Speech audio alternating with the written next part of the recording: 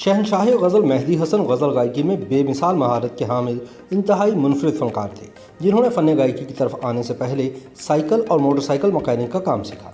ताहम कुदरत ने इन्हें शहनशाह गज़ल बनाना था, लिहाजा ये गुलकारी की तरफ आ गए। मेहदी हसन अपनी रागदारी की बेपनाह सलाहियतों का जिस अंदाज में इस्तेमाल करते थे, इसकी मिसाल देना इंतहाई मुश्किल है।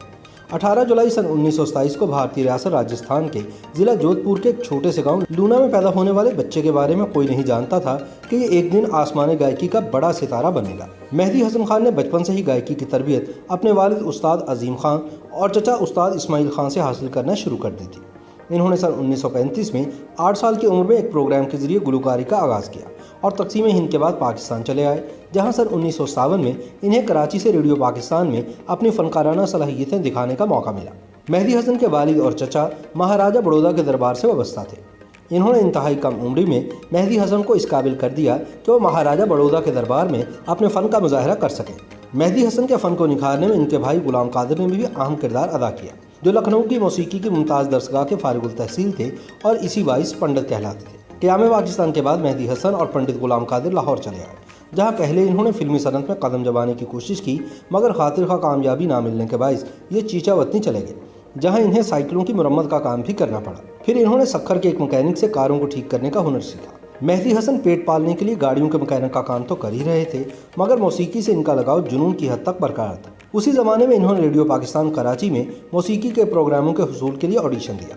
इसके बाद इन्हें गाहे बगाहे रेडियो पाकिस्तान बुलाया जाने लगा और साथ ही साथ ये शादी ब्याह और ऐसे ही दूसरे प्रोग्रामों में अपनी गायकी का जादू जगाने लगे। इन प्रोग्रामों में वो ज़्यादातर तलत महमूद के गाने सुनाया करते थे। ऐसी ही शादी की एक तकरीब थी जहाँ मेहदी हसन की मुलाकात हिदायतकार रफ़ीक अनवर से हुई। रफ़ीक अनवर को इनकी गायकी बहुत पसंद आई और इन्होंने मेहदी हसन को अपनी फिल्म शिकार में गाना गाने की दावत दी। मेहदी हसन ने यह दावत फ़ौरन कबूल कर ली और कराची आकर 4 नगमात की रिकॉर्डिंग करवा दी। कहते हैं कि ये वो दौर था जब फिल्मी मौसीकी पर सलीम रज़ा और मुनीर हुसैन का राज था और अहमद रुश्दी आहिस्ता आहिस्ता अपनी जगह बना रहे थे। ऐसे में सन 1962 में फिल्म ससुराल में मौसीकार हसन लतीफ़ ने मुनीर नियाज़ी की गज़ल जिसने मेरे दिल को दर्द दिया, उस शक्ल को मैंने भुलाया नहीं, इसको गाने के लिए मेहदी हसन का इंतखाब किया। मेहदी हसन इस इंतखाब पर पूरे उतरे और इस नगमे ने पूरे पाकिस्तान में धूम मचा दी। इस अवामी मकबूलियत ने मेहदी हसन पर फिल्मी सनत के दरवाजे खोल दिए, जिसके बाद इन्होंने पलट कर नहीं देखा। फिल्मी सनत की मार्का आराइयाँ अपनी जगह, मगर इसके साथ मेहदी हसन गज़ल के मैदान में भी झंडे गाड़ते चले गए। सन 1964 में इन्होंने रशीद अत्रे की कंपोजिशन में फिल्म फरंगी के लिए फैज़ अहमद फैज़ की गज़ल गुलों में रंग भरे रिकॉर्ड करवाई, तो गज़ल गायकी को एक नया अंग और आहंग मिल गया, जिसने गज़ल को एक नई ज़िंदगी अता कर दी। अब एक तरफ फिल्मी दुनिया की मसरूफियात थीं, दूसरी तरफ गज़ल के बड़े बड़े कॉन्सर्ट्स।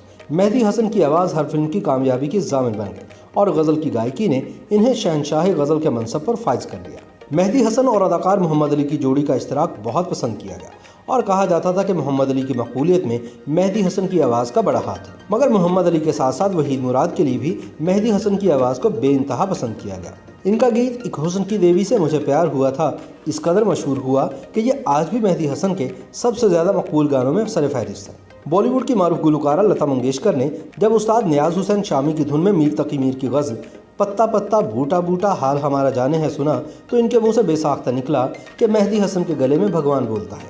मेहदी हसन ने मजमूई तौर पर 477 फिल्मों के गाने गाए। इनके गाए हुए गीतों की कुल तादाद 667 है। मेहदी हसन खान साहब एक फिल्म शरीक हयात में पर्दा सीमी पर भी नजर आए। इंडिया की हुकूमत ने इन्हें सहगल अवार्ड और नेपाल की हुकूमत ने इन्हें गोरखा दगनशा बहू का अवार्ड अता किया। मलका तरन्नुम नूरजहां इनके बारे में कहती थी कि मैंने तानसेन का सिर्फ नाम सुना था, इनको देखा मेहदी हसन के रूप में है। मेहदी हसन ने अपनी ज़िंदगी के आखिरी 10 बरस साहिब फराश होकर गुजारे और वो कोई गाना न गा सके। सांसों को सुरों में ढाल देने के माहिर मेहदी हसन ने 13 जून सन 2012 को कराची में ज़िंदगी की आखिरी सांस ली। तवील जद्दोजहद अपने इख्तिताम को पहुंची, मगर अपने काम से इनकी गहरी वाबस्तगी हमेशा इनको चाहने वालों के दिलों में जिंदा रखेगी। YouTube पर गूगली न्यूज देखने के लिए youtube.com की सर्च बार में गूगली न्यूज टीवी टाइप करें। गूगली न्यूज के पेज पर सुर्ख रंग के सब्सक्रिप्शन वाले बटन पर क्लिक करना ना भूलिए। YouTube पेज पर अपलोड होने वाली वीडियोस से बाखबर रहने के लिए बेल आइकन पर क्लिक कीजिए। आपको हर नई वीडियो के बारे में नोटिफिकेशन मौसूल हो जाएगा।